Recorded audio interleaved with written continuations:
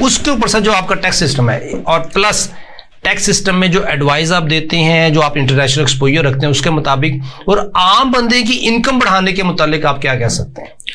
सबसे पहले तो आपको कम्युनिकेशन को फास्ट करना पड़ेगा।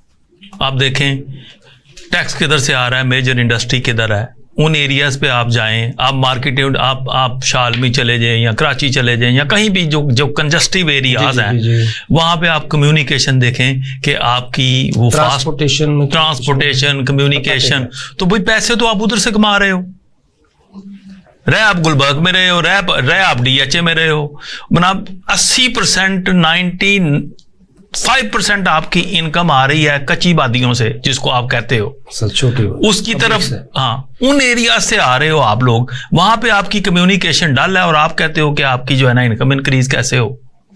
और दूसरी बात यह है कि ये कैसे पॉसिबल है, जब वहां की कम्युनिकेशन फास्ट होगी तो जारी बात है कि पब्लिक सेक्टर वहां पे एक्सेस करेगा, और जब एक्सेस करेगा वहां भी कम्युनिकेशन ना उसको इंक्रोचमेंट है आपका बड़ा इशू।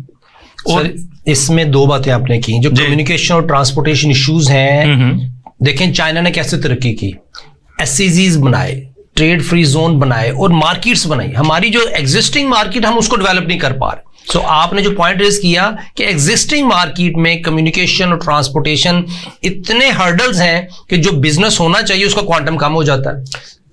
एक तो ये है, इसलिए जो है ना आपका 20-25% का फर्क पड़ जाएगा।